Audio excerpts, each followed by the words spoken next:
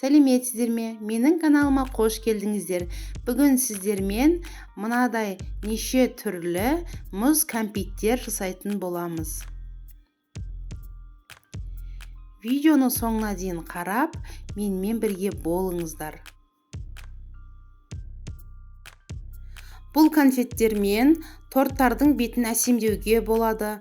Балалардың мереке күндеріне арнап пісірілген торттардың бетін осы конфеттермен әсемдесеңіздер, тамаша, керемет, мерекелік көңіл күй сыйлайды. Төменге рецептін қалдырамын. Міндетті түрде жасап көріңіздер. Міне осылай неше түрлі етіп істеуге болады.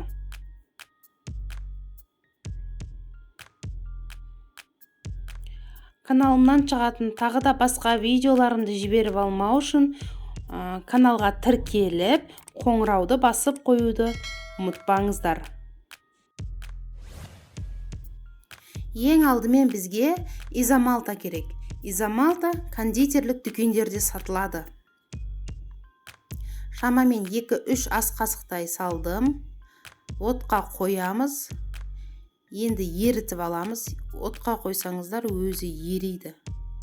Міне еріп жатыр. Араластырып отырамыз. Міне осылай еріді.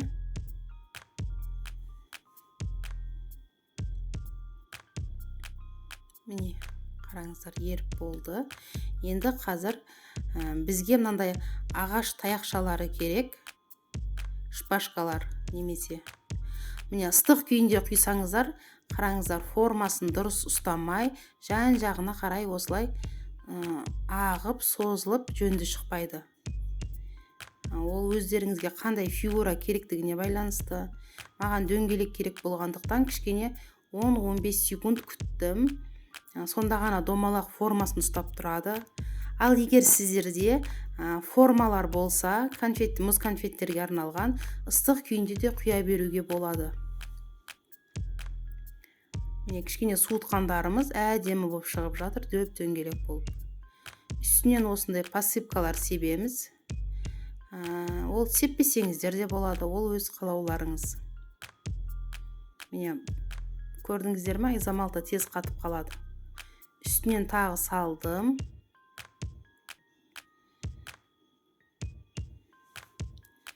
Оны да қазір ерітіп аламыз. Міне еріп болды. Енді үстінен менде осындай гелевый краситель бар.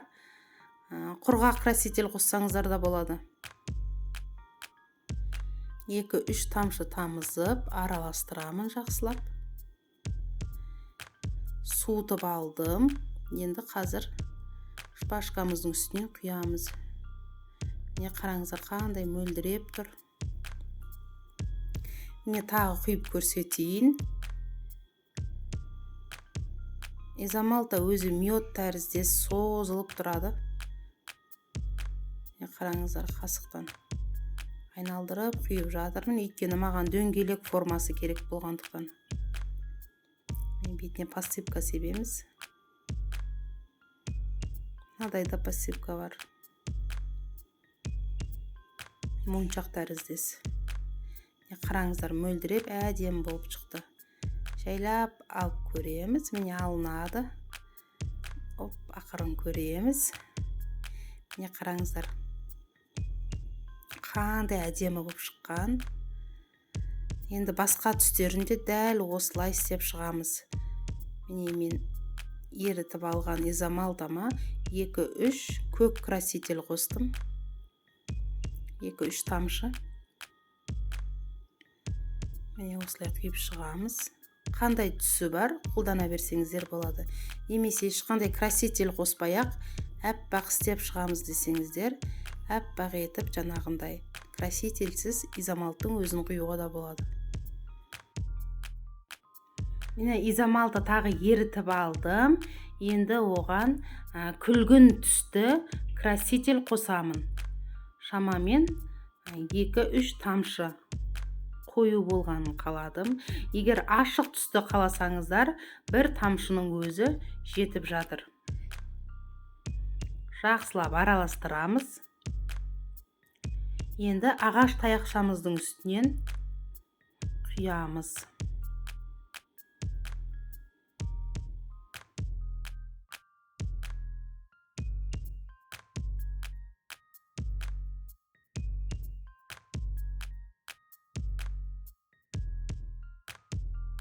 Мұз конфеттердің барлығын құйып шықтым. Жайлап алып көрсетейін. Мінекей жасыл түсті. Ешқандай посыпка сеппей-ақ осылай да әдемі. Күлгін түс, қызыл, неше түрлі жылтырап тұр.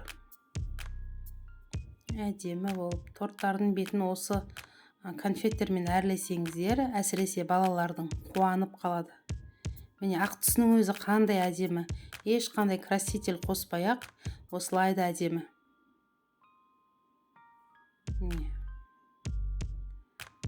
Өте әдемі. Тамаша.